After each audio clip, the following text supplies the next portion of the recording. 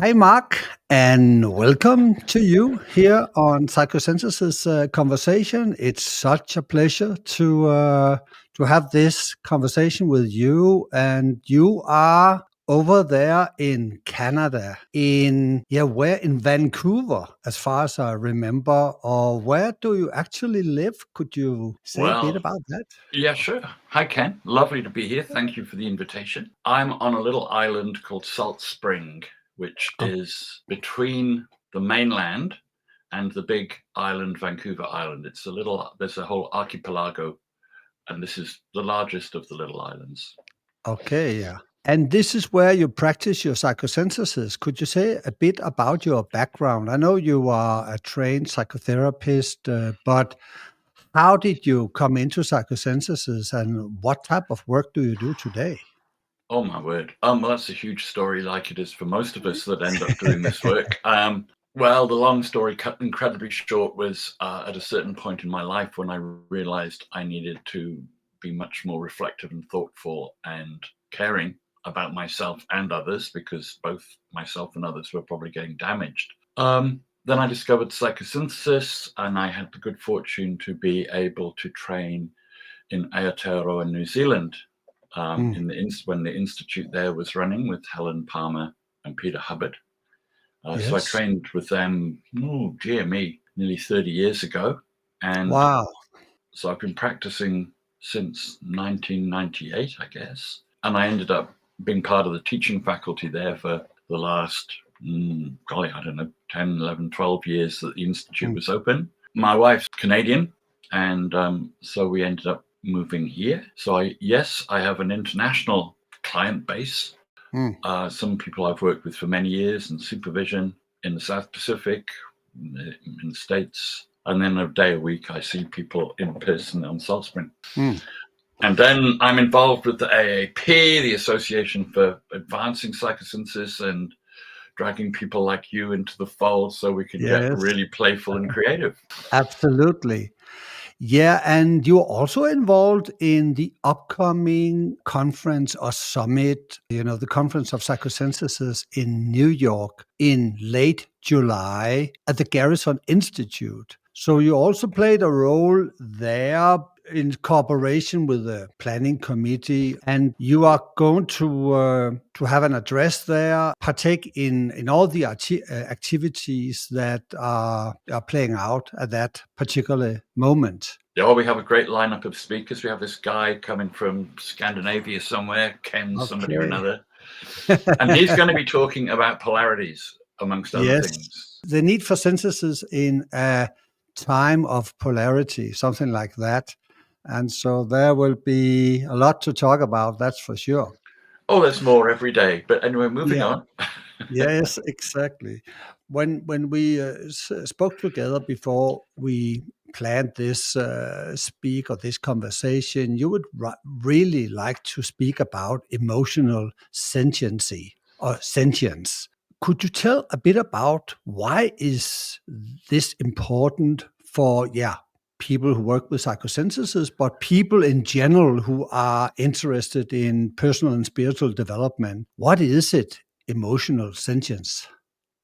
Well, so emotional sentience is fascinating to me, and it's I mean it's very much like emotional intelligence is an aspect of it, you could say. Ah, But yes. I became interested in it. I mean, so often in our work, when we talk about the spiritual, we talk about the self. And even with the maps and models that we use, there's often this tendency to kind of become elevated. And Yeah.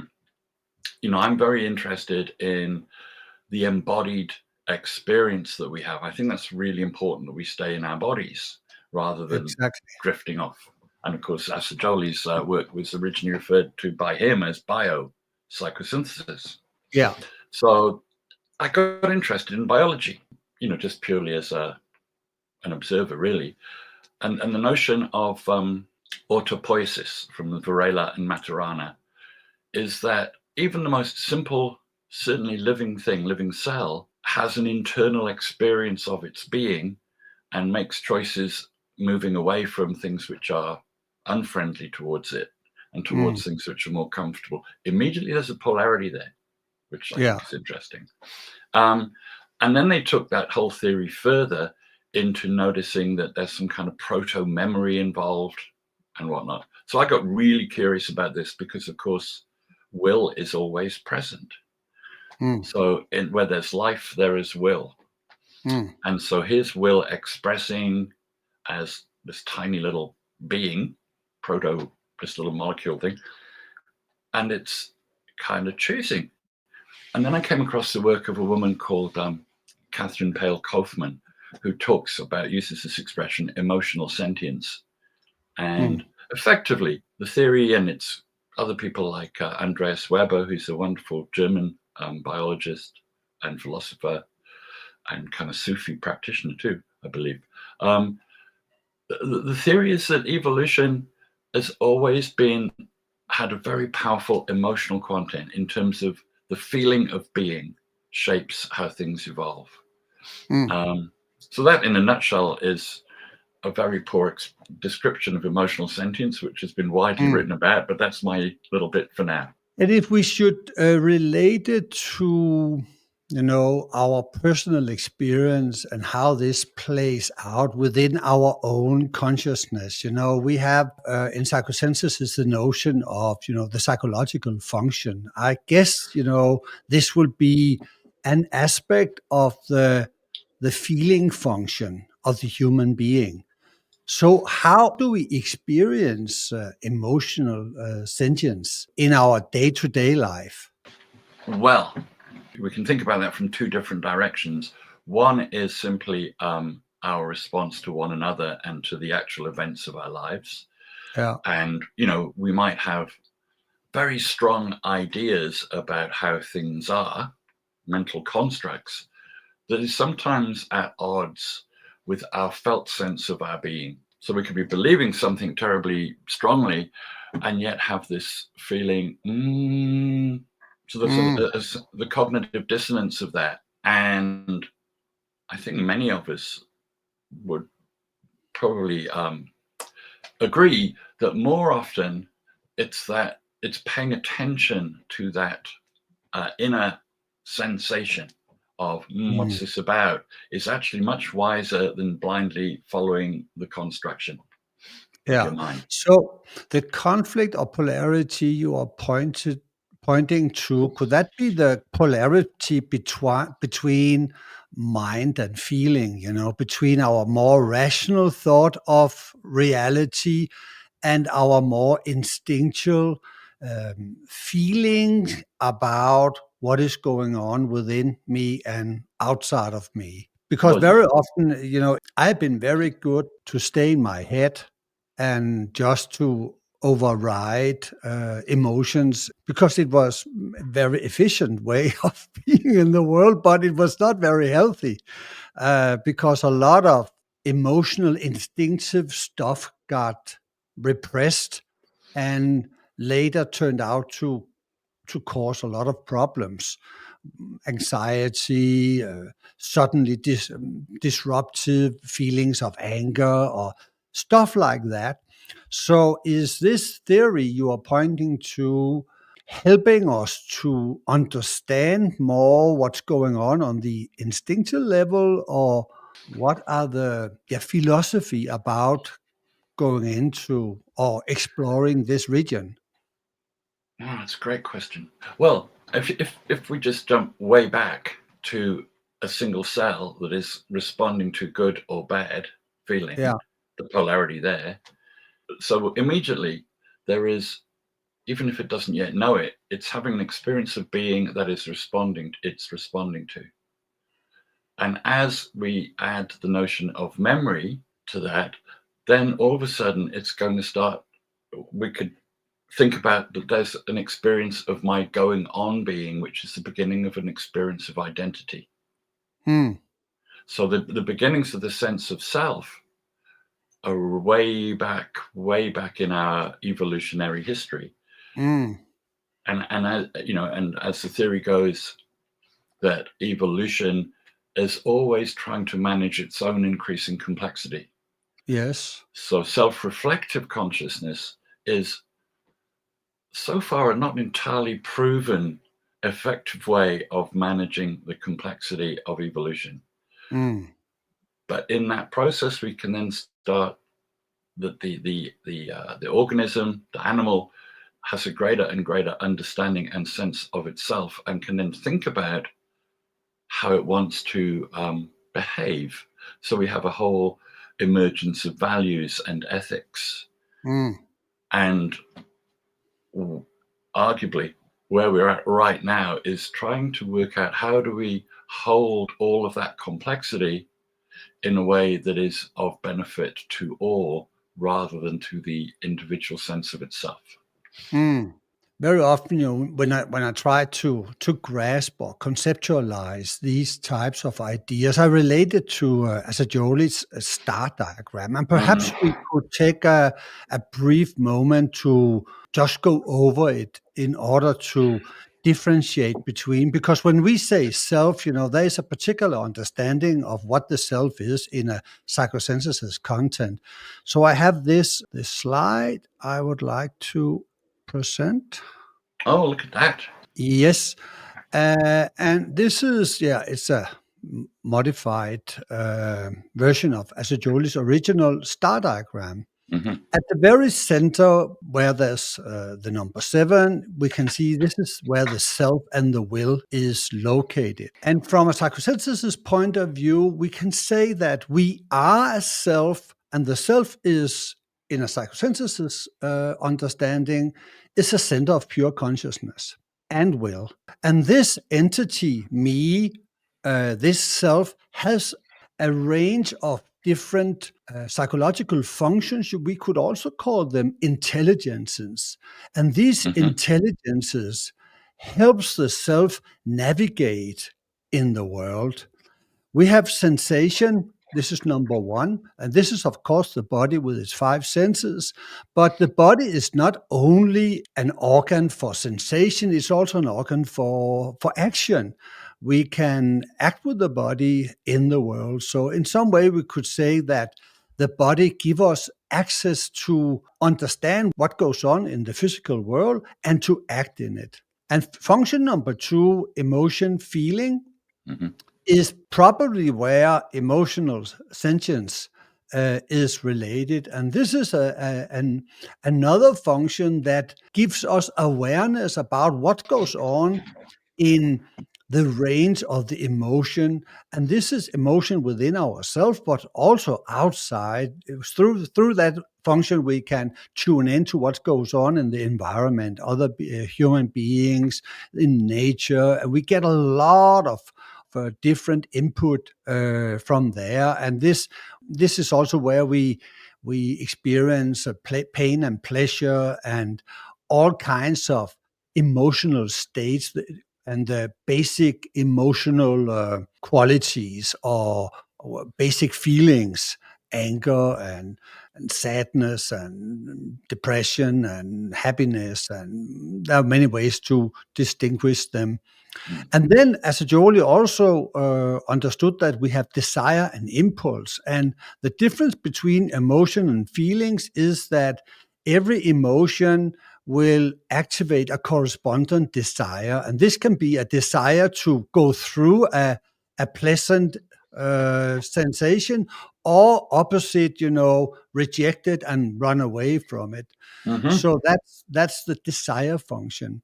Then he also points to imagination, fantasy. And this is where we store our stories. We are also a storytelling person. All our memories are based also on inner images, but it's also a creative organ where we can fantasize and imagine new realities before we actually manifest them. Then he points to the thoughts. There's a lower, more rational, concrete mind, and there's the higher, more abstract or philosophical mind that we have to our disposal.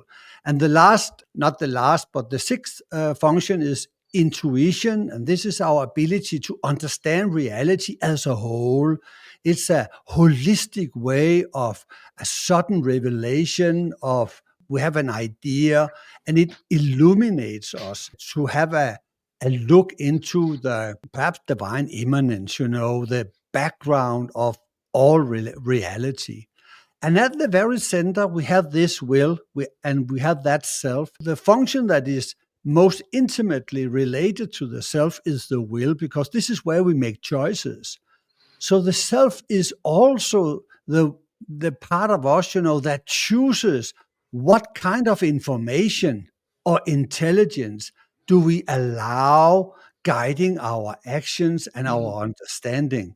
And very, very often we have a good access to one of these psychological functions, and at other times some of the psychological functions are poor functions, weak functions. And wherever there is a weak functions, we will experience problems in our life, because our ability to navigate, it could be if we are not in touch with our emotions, then it's very hard to navigate our relations, because we don't know what goes on below the surface and goes on, inside ourselves. So this is a very brief overview of how Assagioli understood it. Could you say something about this in relation to emotional sentience? Oh, yeah. Well, I think you already have. I just wanted to thank you for that. And the last point you made about the aspects that are less developed in us, or that we are less engaged with, Yeah. suddenly reminded me. I hadn't ever thought before. I'm sure you're familiar with Arnie Mindell and process work. And he talks Yes. about the unoccupied channels, which sounds very like the undeveloped aspect. So that's Yes. interesting to think about. What I was really enjoying looking at that was how the lower part of that star, and of course it's always dangerous to overlay one model with another, so one has to be careful. But it did remind me about subpersonalities, Mm. and how until such time as we have those integrated more fully, the subpersonality carries is a less, I guess, a less integrated way of being in the world. So it's much more driven by polarity from good and bad and good and bad. And Yeah. that's what it's there to do. But that reflects that early evolutionary time, where before there's a great deal of self-reflection in an organism. So there's, Mm. so it's rather delightful for me to think like that, because and you'll be much the same. There was a period when we were brought up, and we were told that in the womb, the kind of developing infant goes through all the different stages of evolution, which isn't really true, but it's a rather nice metaphor for what happens. And Mm. we can see with emotional sentience in the star diagram that it speaks to the development of intuition, of thought and thinking. What it doesn't do is what doesn't directly do is kind of speak to that spiritual dimension in the way that we often do in psychosynthesis. Mm. But what I love about it is that it reminds me that the quest for the spiritual doesn't begin with me. Mm. You and I are simply part of a 14 billion year process that is Mm. ongoing. Yeah. And and and and that then takes us to someone like Karen O'Brien, who's I think she's in Oslo, actually. She must be near you. And her work about how values inform evolution, and the link between emotion and values, and Mm. what we would call transpersonal qualities Mm. that drive the evolutionary process. And all of a sudden, it opens up. I mean, I think this is part of Assagioli's brilliance, that he encapsulated some understandings that the science of the day could barely hold. And it's taken us another century for biologists and physicists and others to start to be able to unpack the kind of ideas that he could only package, as it were, or frame Mm. up in kind of more esoteric theories. So it's an exciting time to be a psychosynthesis day. Absolutely, and what you point to here is also, as Jolie speaks about the two different ways we can speak about psychosynthesis. The first way, psychosynthesis with a small p, is the whole evolutionary process, and there's this inherent understanding in psychosynthesis that evolution itself, life itself, develops more and more complex organisms. And we, whether we like it or not, partakes in that. You could call it cosmic synthesis or cosmic evolution toward more and more wholeness, more and more integration. And that's one aspect of psychosynthesis, life's evolution toward higher and higher life forms.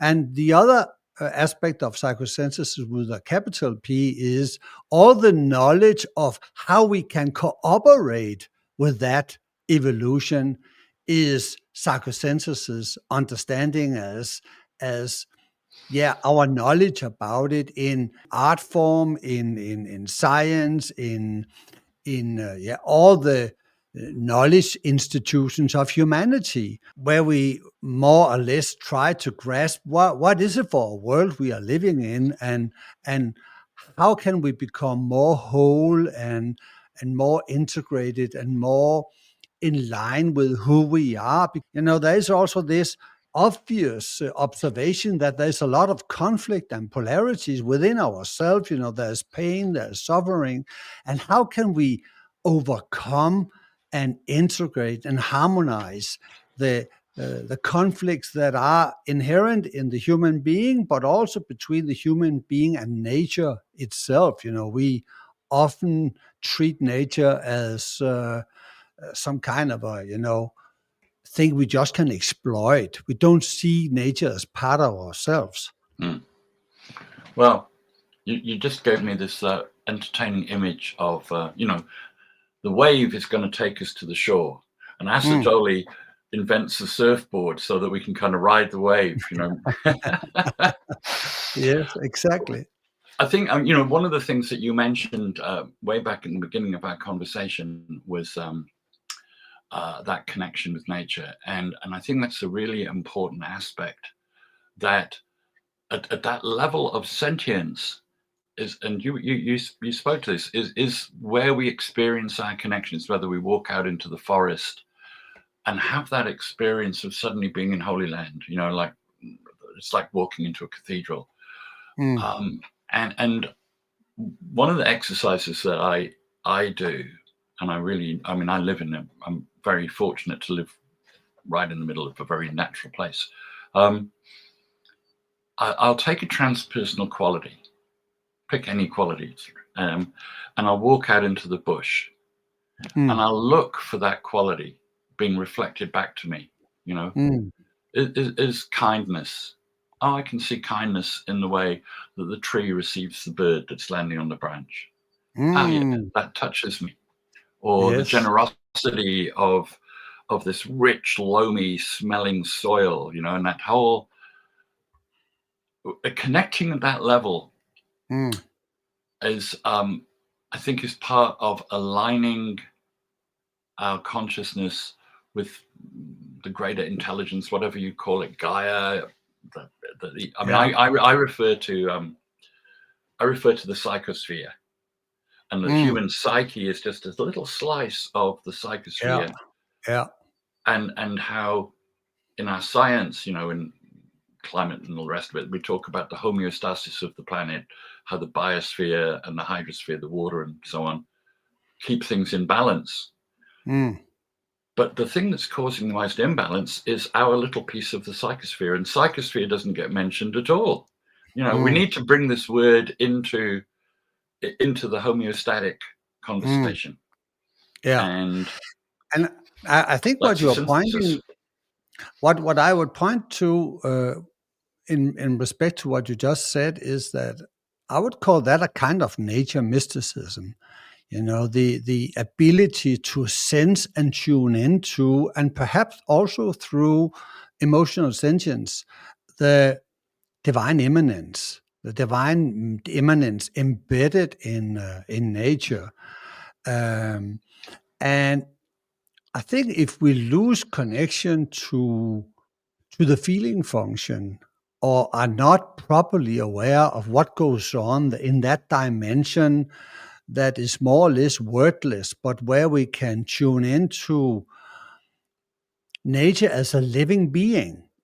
And I know that sounds very animistic, but I really believe that nature is ensouled by beings, all kinds of beings that are not available to the rational mind, but something we can intuit, something that we can come into a larger contact with if we develop this emotional sentience, this Mm. this higher.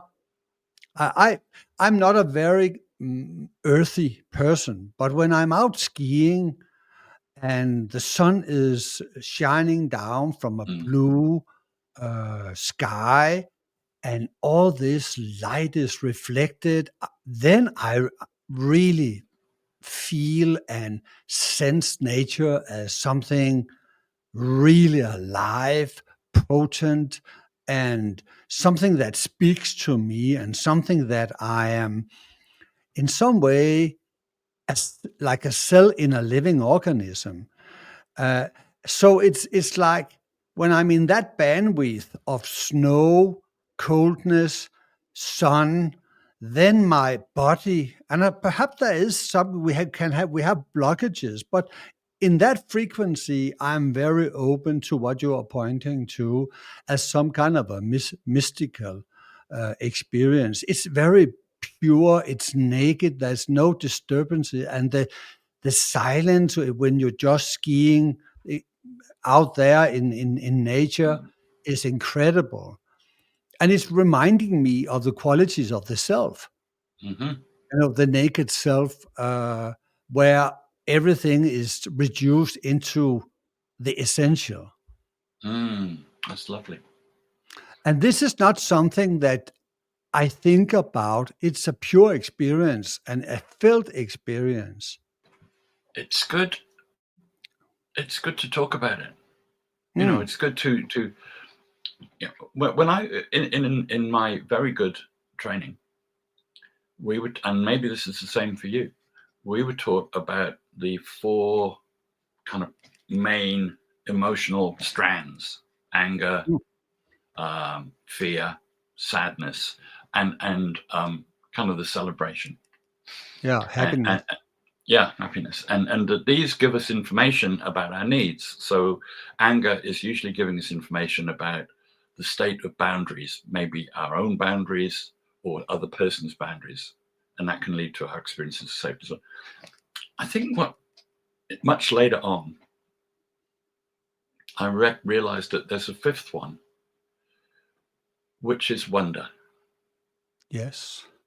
And wonder gives us information about that really important need to feel part of something bigger than ourselves. Yeah. And then from there, we get a sense of purpose. Um, we can then unpack our values framework more purely. We can meet with others.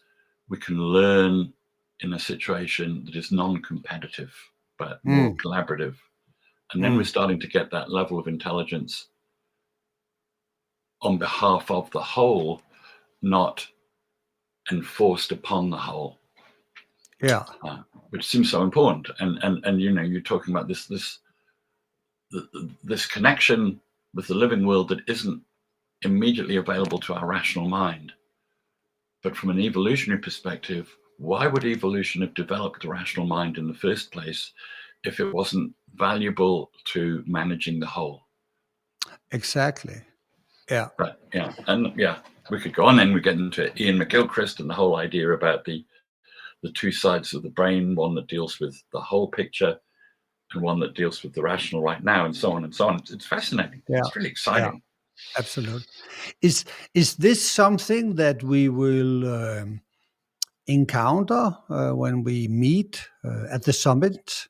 Are you aware? Are there any lectures? Are there any workshops? Are there any where we will explore these kinds of dimensions and ideas about emotional sentience?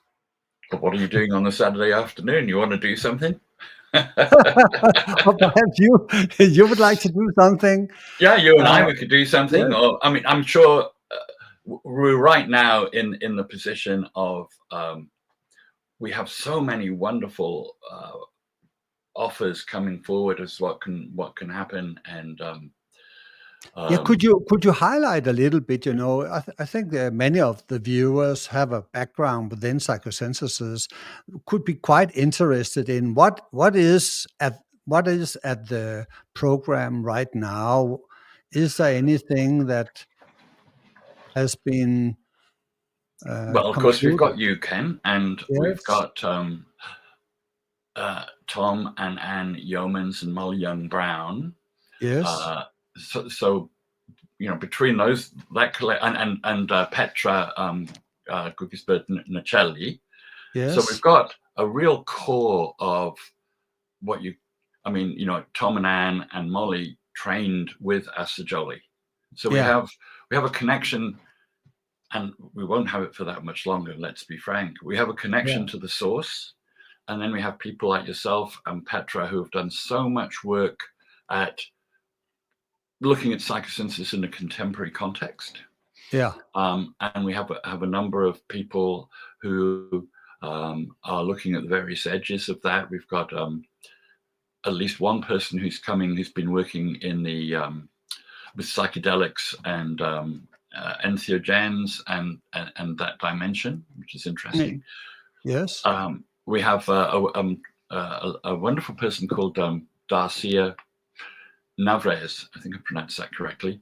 And she's not psychosynthesis. She's a professor, a psychology professor, who's done a lot of work on what does she call it? On the nest, and she's been looking at how animals and how indigenous people form groups that are supportive and basically develop collective value sets. mm, And so she's coming and she's bringing a whole dimension from that, which will be just a lovely kind of counterpoint to. It's always good to bring in ideas that are complementary, I absolutely. think. Yes. So she's coming, and then I must tell you the story. Yesterday, I Mhm. had this wonderful experience. Somebody emailed in about the conference and was asking if there were any she'd heard that there were certain kind of discounts for various things, which there are. And I said, well, let's have a chat. Anyway, it was a bit of a roundabout about getting to have the chat. But in the process, I looked up her website, and she's this wonderful woman who has a clinic in the middle of New York, working with a particularly disadvantaged, I guess, part of society. But the photographs of where she works, there were these wonderful primary colors and great big cushions with live, laughter, love Mm, on the cushions. mm, And it was just mm. delightful. And then we spoke yesterday, and she said that she'd done a doctorate which had focused on psychosynthesis, but she'd had really no connection with the psychosynthesis community ever. Okay, yeah, that was And amazing. it's amazing. I said, well, I just seen what you're doing. Would you be able to come and talk to us? She said, well, yeah, I've felt so on my own in this work for so long. Mm, And I'm so passionate about bringing spirituality into she's a clinical social worker, into the social. I said, we really want to talk to you. We want to hear mm, from you. And we want yeah, you to know that you're not alone, that there are people. And anyway, she exactly. said, I am so thrilled. It was just a great moment. Yeah, and it's also important to point out that it will not be just a conference with a lot of speaking heads. There will be movement, there will be Heck yeah. gatherings, there will be workshops, there will be, yeah, all There's a types of. labyrinth. There's going to be drumming. There's going to be fire Yes, pits. That yes, exactly. I mean, we don't need to get deeply into it, but things are kind of tricky in the United States at the moment, and an opportunity for people to come together and go whew, and breathe out, and then be in solidarity is really, really important. Exactly. And strengthening the soul of United States, that's my, in some way, understanding of what it's all about, bringing the superconscious elements and into the energetic field of the Garrison Institute. And actually the venue looks very, very nice. It's a former monastery, as far as I recall. So there has been a lot of good energies there been building up. So I'm looking very much forward to coming there. Okay, That's Mark. great. I Thank you, think, Ken. Thanks, everyone. yeah, and I'm looking so much forward also to see you in the flesh. Because we have had some meetings online, but now we can actually give each other a hug. So That'll be looking good. forward to that. Yeah. Thank Okay. you. Catch you Yeah. soon. Bye. Yeah. Bye bye.